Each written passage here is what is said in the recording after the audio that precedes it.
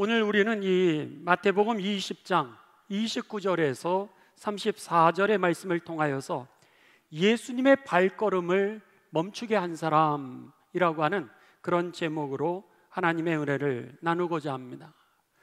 여러분, 우리가 베이토벤을 잘 아실 거라 생각합니다. 베이토벤은 고전주의와 낭만주의, 그 시대의 전환기에 활동했던 독일 출신의 위대한 작곡가이자 또 피아니스트입니다. 그의 별명은 악성이라고 이렇게 불렸습니다.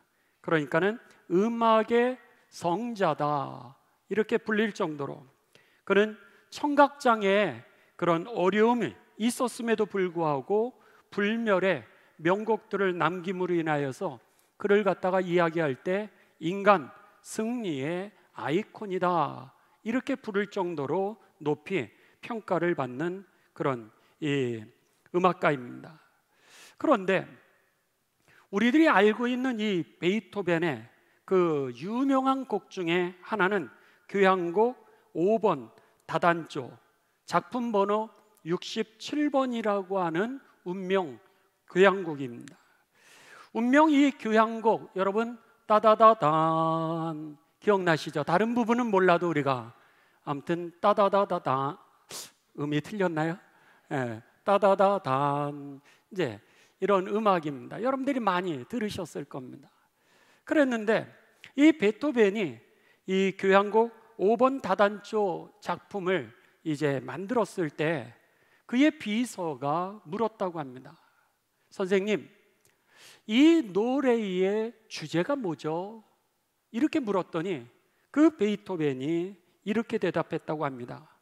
운명이 문을 두드리는 소리지. 운명이 우리들을 향하여서 문을 두드리는 소리지. 이것에서 이제 유래가 되어가지고 먼저 이 다단조 5번 다단조 곡이 일본으로 전해지고 그리고 나서 한국으로 이게 들어오게 되는데 베이토벤의 이 이야기가 아마도 이제 이 이유가 되어서 우리에게는 운명 교향곡이라고 하는 제목으로 들어왔다라고 하는 겁니다. 그렇지만 본래 이것은 교향곡 제5번 다단조로 이렇게 원래 제목이 붙어 있습니다. 그런데 우리가 여기에서 운명이 우리들에게 문을 두드리는 소리지라고 했을 때 베이토벤이 이 곡을 헌정했던 것은 기록에 보게 되면 1807년부터 1808년으로 이렇게 알려져 있습니다.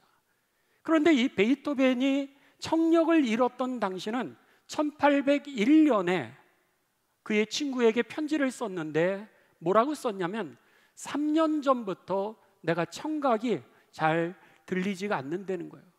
내가 청각을 자꾸 잃어가게 된다라고 하게 되면서 세상에 베이토벤이 그 3년 전부터 그러니까 1798년경이 되겠죠. 1798년경부터 그 청력을 잃기를 시작하더니 3년 후에는 그가 청력을 잃게 되었던 겁니다. 그로부터 7년이 지난 이후에 이 교향곡 5번 다단조 운명 교향곡이라고 하는 것을 만들고 거기에다가 주제가 운명이 문을 두드리는 소리지 이렇게 얘기했다면 어쩌면 그는 자신의 청력 잃은 것이 운명으로 받아들여졌는지도 모르겠습니다.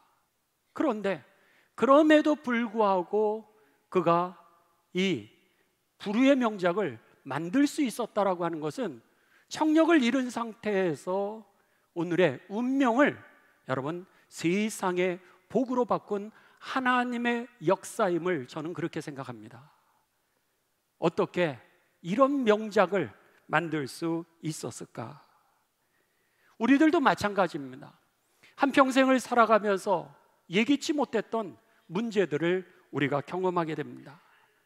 그 문제를 경험할 때마다 우리들이 이게 내 팔자인가? 이게 나의 운명인가?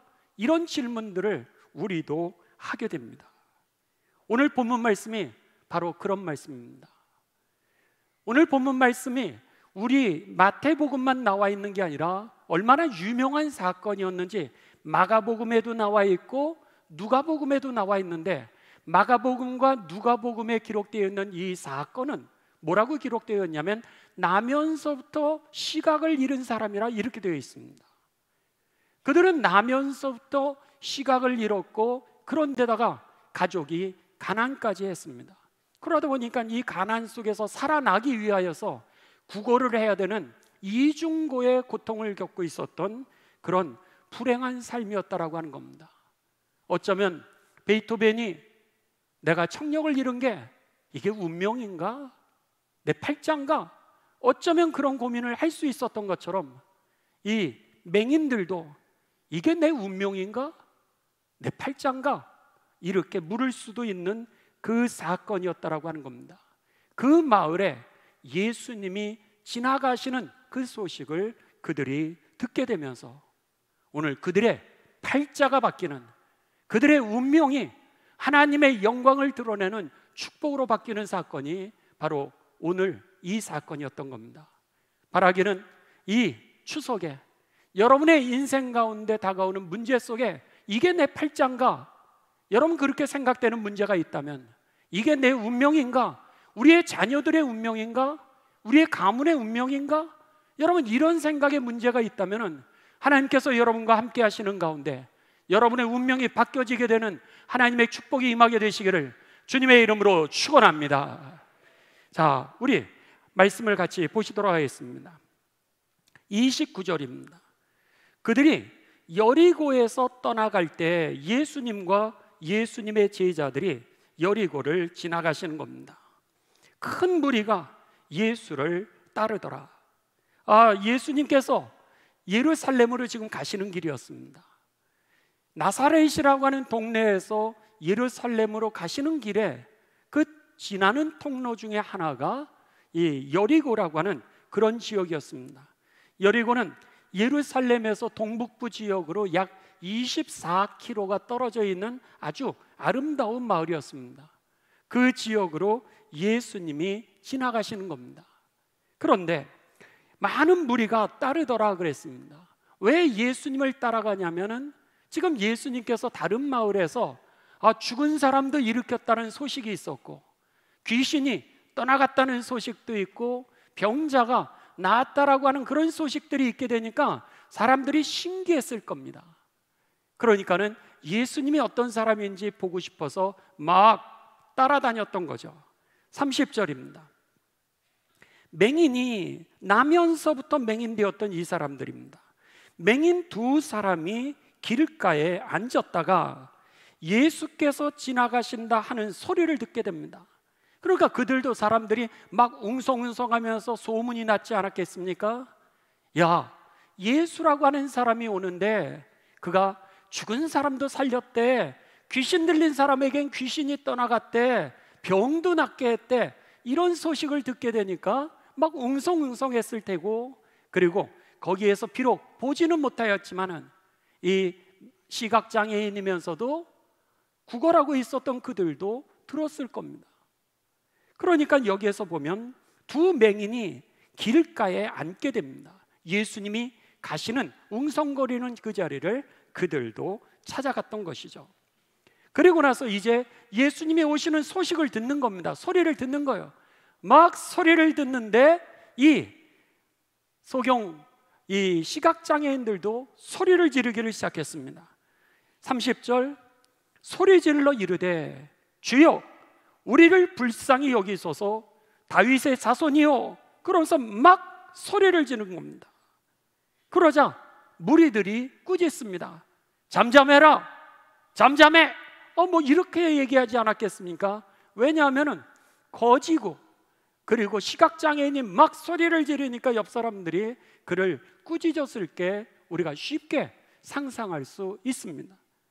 그런데도 불구하고 31절, 무리가 꾸짖어 잠잠하라 이렇게 하는데 더욱더 그들이 소리를 질러 이르되 주여 우리를 불쌍히 여기소서 다윗의 자손이요 하면서 부르짖게 됩니다. 그때 놀랍게도 32절, 예수께서 가던 길을 멈추시게 됩니다. 그리고는 그들을 불러 이르시되 너희에게 무엇을 하여 주기를 원하느냐? 그러자 그들이 주님, 우리가 눈뜨기를 원합니다. 예수께서 불쌍히 여기사 그들의 눈을 만지시니 곧 보게 되었고 그들이 예수님을 따르게 되었더라. 할렐루야. 여러분, 그들이 예수님의 발걸음을 멈추게 하였을 때 오늘 하나님의 기적이 그들의 삶 가운데 임하였던 것입니다. 바라기는 저와 여러분의 삶이 다른 사람에게 있어서 길가에 발걸음을 멈추게 하는 그런 모습처럼 예수님에게 매력이 있어서, 그리고 예수님이 이게 뭐지? 궁금하여서 가던 길을 멈추시는 가운데 우리를 축복하는 삶이 되시기를 주님의 이름으로 축원합니다. 그렇다면 그들이 나면서부터 시각장애였던 그런 불행한 운명을 어떻게 바꿀 수 있었을까? 어떻게 예수님의 발걸음을 가다가 멈추게 할 수 있었을까라고 하는 것이 오늘 질문입니다. 내 인생을 어떻게 하면 바꿀 수 있을까? 우리의 가정에 그 운명처럼 받아들여야 되는 이 사건들을 내가 어떻게 하면 바꿀 수 있을까? 그랬을 때 첫 번째는 이들이요, 예수님을 향하여 소리를 질렀다라고 하는 겁니다. 예수님을 불렀다는 거예요. 저와 여러분이 예수님을 부르게 되시기를 주님의 이름으로 축원합니다. 이들이 예수님을 부를 때 사람들이 잠잠해라 그랬습니다.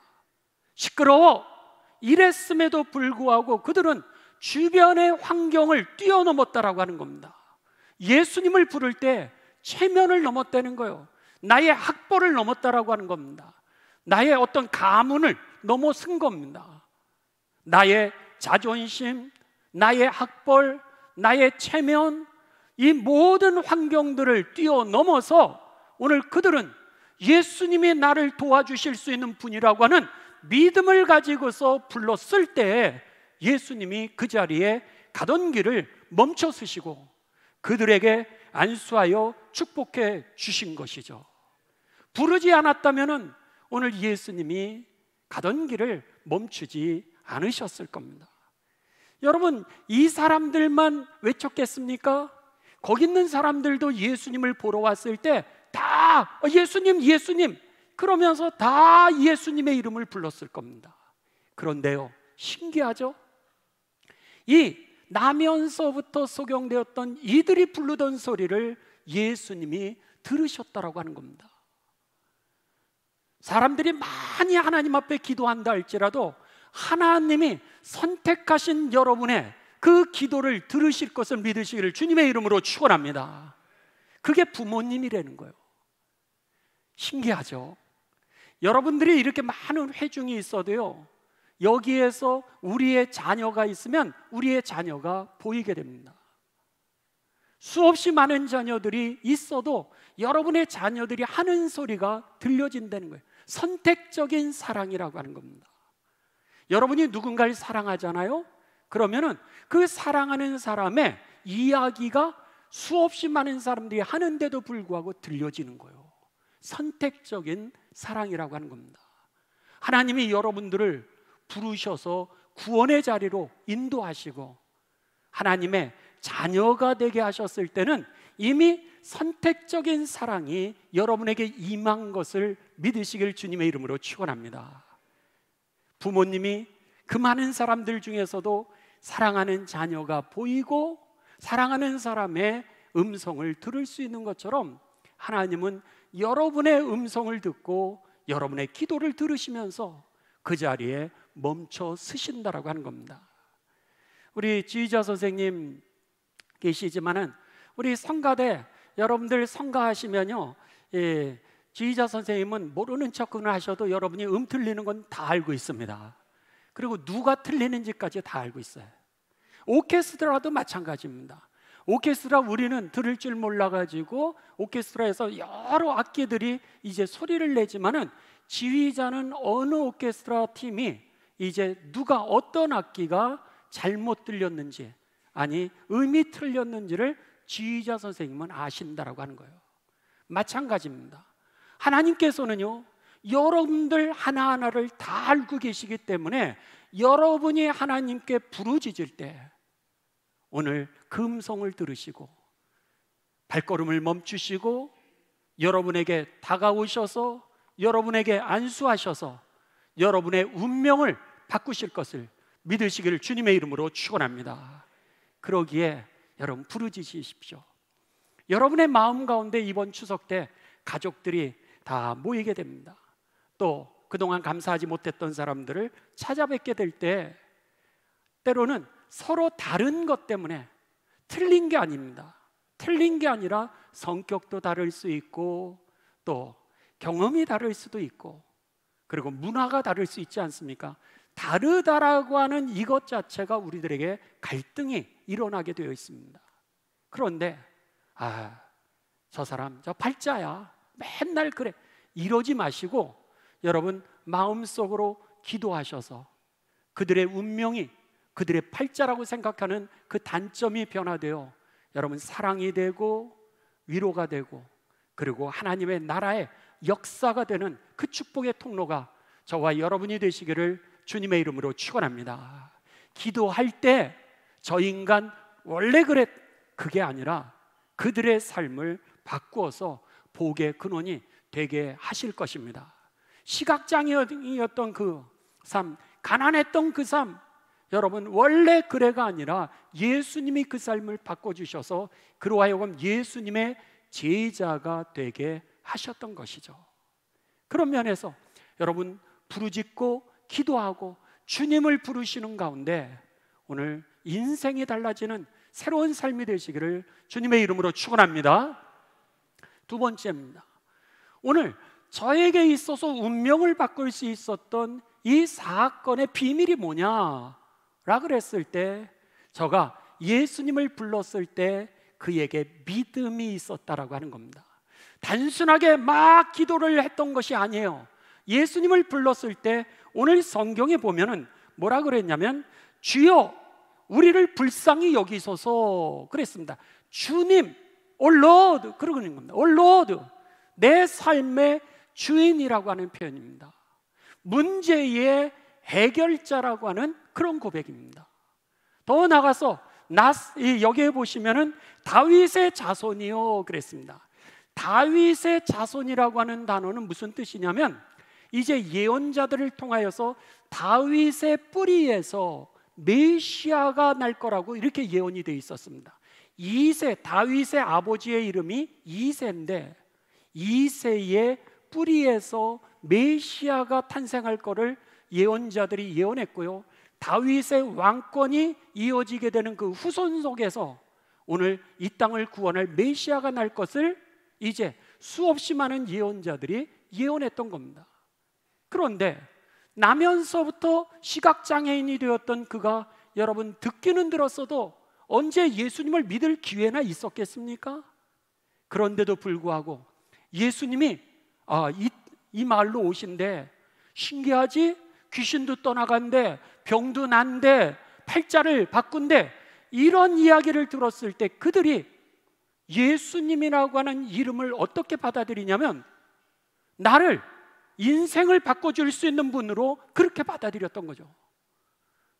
내 삶의 문제를 해결해 주실 수 있는 분으로, 나를 이 운명에서 바꿔주실 수 있는 분으로, 나를 구원해 주실 수 있는 그 구원자로 그가 복음으로 받아들였다라고 하는 겁니다. 그래서 사람들은 그랬을 거예요. 마가복음과 누가복음에서 이 사건을 기록했을 때 뭐라 그러면 나사렛에서 온 예수라고 그랬습니다. 나사렛이라고 하는 단어는 그 당시에 북쪽에 아주 조그만한 가난한 마을입니다. 그러니까 예수님을 나사렛에서 온 사람이라고 하는 것은 무시하는 그런 용어입니다. 야, 나사렛에서 무슨 이 특별한 게 있었어. 그래서 빌립이 나다나엘이라고 하는 사람에게 야, 예수님을 한번 만나봐 이랬더니 나다나엘이라고 하는 사람이 뭐라면 야, 나사렛에서 무슨 선한 게 나겠냐 이런 식으로 대답했던 마을이 나사렛입니다. 그러니까 사람들은 예수님이 올 때 어떻게 생각했냐면 야, 신기하네, 나사렛에서 뭐 별것도 아니고 학벌도 없고, 그리고 가난하고, 그리고 별것도 아닌 이 목수가 여기 오는데 신기하게 귀신도 떠나가고 그랬대. 한번 그 사람은 어떤 사람인가 볼까? 궁금증을 가지고 온 정도인데, 나면서부터 소경되었던 그는 궁금증을 가진 게 아니라 그 소식을 듣고 내 인생을 바꿀 수 있는 복음으로 이를 받아들였다라고 하는 것입니다. 그러니까 예수님을 부를 때 뭐라 하면 나사렛 예수요. 다른 사람은 다 그렇게 부르는데 이 소경은 뭐라고 부르냐면 주님! 그러는 거예요. 내 문제를 해결해 주실 수 있는 분은 당신뿐입니다. 나사렛 예수요. 그런 게 아니라 다윗의 자손이요. 누구라는 거예요? 날 구원해 주실 수 있는 분은 당신밖에 없습니다. 이러면서 막 예수님에게 그의 신앙을 고백했다라고 하는 거죠. 그랬을 때 예수님이 가시는 길을 멈췄던 겁니다. 여러분, 오늘 우리들의 운명을 바꾸는 사건은 예수님밖에 없음을 여러분 믿으시기를 주님의 이름으로 축원합니다. 우리의 문제의 해결은 예수님 한 분만이, 예수님 외에는 우리의 문제를 해결할 수 없다라고 하는 거예요. 여지껏 그 나면서부터 소경되었던 사람, 여러분 얼마나 애를 많이 써봤겠어요. 근데도 그의 인생을 바꿀 수 없었습니다. 근데 예수님이 그에게 손을 내미시고 멈춰서 축복하셨을 때 그의 인생이 달라지게 되었음을 믿으시기를 주님의 이름으로 축원합니다. 그러기에 오늘 그의 인생이 바뀌었던 이 사건은 사실은 오늘 우리에게 주시는 말씀입니다. 2000년 전에 일어났던 이 시각장애인 소경과 그리고 이 거지의 사건을 왜 기록을 했겠습니까? 이 사건이 바로 오늘 우리들의 사건이기 때문에, 우리들에게도 운명이 바꿔지는 그런 사건이기 때문에 성경은 기록되었고, 이 시간 우리들에게 주시는 하나님의 말씀으로 듣게 되시기를 주님의 이름으로 축원합니다. 돌아보면 우리도요, 여러분 소경입니다. 우리도 시각장애인입니다. 한번 생각해 보십시오. 여러분 5분 앞에 있기를 여러분들 아십니까? 무슨 일이 일어날지 5분 앞도 우리들이 예측하지 못하는 그런 삶을 살아가고 있는 겁니다. 한 번은 제가 시카고에서 공부를 하고 있었을 때 형님네가 이렇게 시카고를 방문하셨습니다. 저희 집에서 이제 자는 거예요. 휴가를 내서 시카고에 방문을 했으니까 오래간만에 여러분 얼마나 좋겠습니까? 그래서 즐길 줄 알았어요. 그런데 그 다음날 자고 일어났는데 일어나지를 못하는 거예요. 허리가 움직이지를 않는 겁니다. 그래가지고는 움직이지를 못하니까 이게 휴가고 뭐고 난리가 난 거예요. 미국에서 이 왕진 의사를 부른다? 여러분 거의 불가능한 일입니다. 그러니까 어쩔 줄 모르고 있을 때 다행히 하나님이 우리에게 은혜를 베풀어 주셔서 저희 속회에 경희대에서 한방의학을, 한국에서 한의학을 하시고 미국으로 이민 온 가정이 속도원으로 있었습니다. 그래서는 전화를 했습니다. 지금 형이 갑자기 이 허리가 아파가지고 일어나지를 못한다고. 그래서는 그분이 왕진을 오셨어요. 왕진을 오셔서 치료해 주셔서 형이 일어나서 휴가를 이제 보낼 수가 있었습니다. 그렇습니다. 아니, 내 계획은 오늘 여유를 가지고 오래간만에 잘 먹고 잘 쉴 수 있다고 생각했는데 허리를 한번 딱 치니까 그냥 누워가지고 길이 없더라고요. 이게 우리들의 인생 아니겠습니까? 오늘 우리들이 한 치 앞도 모르는 그 시각장애인이 우리들의 인생이라는 거예요. 또 우리들이요, 거지입니다. 우리들도 아무것도 없는 거지. 여러분들 우리가 태어날 때 뭐 가지고 태어나신 분 있으세요? 여러분들이 우리가 생명을 마치는 날 하나님이 부르셨을 때 뭐 가지고 가는 거 있으세요? 가족들이 여러분 수의를 입혀주면 그거 하나 덮는 거지 사실은 가지고 온 것도 없고 가지고 갈 것도 없고, 그리고 해주면 그냥 우리가 부끄러움만 가리는 것뿐이지 내 거는 하나도 없다라고 하는 겁니다. 그러니까 어쩌면 우리도 이 시대의 영적인 거지인 거예요. 그래서 잠언에서 우리들에게 뭐라 그랬냐면, 너는 내일 일을 자랑하지 말라 그랬습니다. 내일 일을 자랑하지 말라. 하루 동안에 무슨 일이 일어날런지 네가 알 수 없음이라. 이렇게 우리들에게 경고했고요. 누가복음 12장 16절에서 21절에 보게 되면은 이제 한 농부가요, 열심히 일을 해가지고 수확을 풍성하게 거두었습니다. 그리고 나서 그것을 갖다가 차곡차곡 창고에다가 쑥 넣어놨어요. 그리고 나서는 너무 좋아가지고 이제부터는 내가 먹고 쉬고 놀리라, 이렇게 작정을 했습니다. 그랬는데 예수님이 그를 향하여서 이렇게 말씀하셨습니다. 어리석은 자여, 오늘 밤에 내 영혼을 도로 찾으리니 그러면 네가 준비한 이것이 누구의 것이 되겠느냐, 이렇게 말씀하셨어요. 오늘 밤 내가 너의 영혼을 가져간다면 네가 차곡차곡 쌓은 게 누구 거 되겠느냐? 여러분, 내게 아니라고 하는 겁니다. 예수님 당시에 2000년 전에 그 소경, 바로 우리가 소경이요. 가난했던, 구걸을 할 수밖에 없는, 공급을 받지 않으면 살아갈 수 없는 인생, 바로 우리가 여러분 그와 같은 인생이라고 하는 겁니다. 하나님이 길을 열어주셔야 갈 수 있고요, 하나님이 공급하셔야 살 수 있게 됨을 믿으시기를 주님의 이름으로 축원합니다. 그분을 인정을 했던 거예요. 그래서 이 나면서부터 소경되었던 그가 예수님을 향하여서 주님, 예수님을 향하여서 다윗의 자손이요, 나를 구원해 주시는 구원자요, 이렇게 부르게 되었을 때 오늘 예수님께서 그의 발걸음을 멈추시고 그리고 그에게 다가가셔서 그를 축복하셔서 그의 인생을 바꾸어 주셨던 것이죠. 여러분, 오늘 말씀을 우리가 마치면서 내가 가지고 있는 이 문제들, 우리가 경험하는 이게 내 팔짱가? 여러분이 가지고 있는 그런 아픔들, 오늘 예수님이 여러분 바꾸실 수 있음을 믿으시면서 부르짖는 삶이 되시고 예수님만이 우리의 문제의 해결자요, 우리를 구원해 주시는 축복의 통로가 되심을 믿으시는 그 믿음이 있게 되시기를 주님의 이름으로 축원합니다. 주님이 하셔야 되는 거예요. 그런데 여러분, 뭐든지 때가 있습니다. 지금 하셔야 됩니다. 거기에 예수님을 따라왔던 사람들은 많았지만은 오늘 그들은요, 어쩌면 예수님 또 올 줄 알았지만 예수님은 그 여리고를 지나서 십자가에 달려 죽게 됩니다. 다시는 여리고 지역에 올 수가 없었습니다.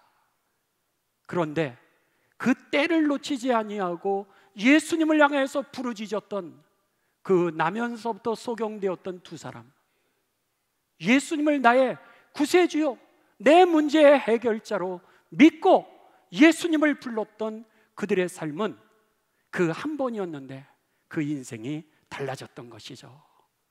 시간이 많은 게 아닙니다. 때가 늘 있는 게 아닙니다. 여러분, 오늘 지금이 바로 구원받을 때요, 지금이 바로 은혜 받을 때임을 여러분 기억하시면서 기회가 있을 때, 건강하실 때, 그리고 예배 드릴 수 있었을 때 부르짖고 그리고 믿음의 고백을 통하여서 여러분의 인생이 달라지고 여러분의 자녀들의 삶이 변화되고 여러분의 가문에 하나님의 축복이 임하는 이 귀한 추석이 되시기를 주님의 이름으로 축원합니다. 마지막으로 여러분 헬렌 켈러의 한번 사진을 보시기 바랍니다.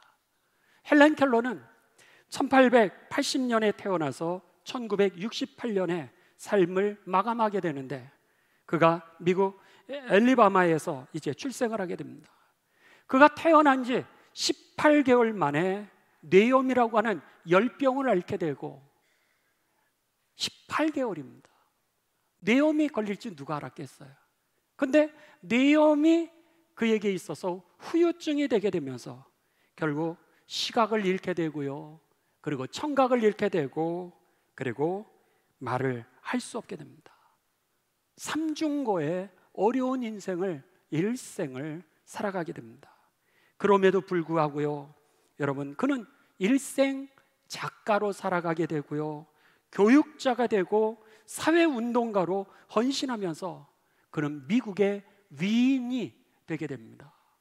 그래서 학생들마다 그의 삶을 본받으려고 하는 역사가 달라지는 그런 삶이 되게 되죠. 근데 이 헬렌 켈러가 이런 유명한 얘기를 하지 않습니까? 육체의 눈을 뜨고도 하나님이 다스리는 세상을 보지 못하는 거, 그 사람이 더 불행한 사람입니다. 육체의 눈은 떴지만 영의 눈이 뜨이지 아니하여서 하나님의 나라를 보지도 못하고 그 하나님의 나라를 누리지도 못하면서 살아가는 그 사람이 더 불행하지요. 나는 비록 시각과 청각과 말은 잃어버렸는지 모르지만 나는 하나님 안에서 행복합니다. 여러분, 그렇습니다. 오늘 이 운명을 바꿀 수 있는 것은 오늘 일생에 있어서 하나님 한 분만임을 기억하시면서 이 추석과 여러분의 일생에 주의 이름을 부르는 가운데 승리하고 구원의 축복을 누리는 삶이 되시기를 주님의 이름으로 축원합니다. 함께 기도하시겠습니다.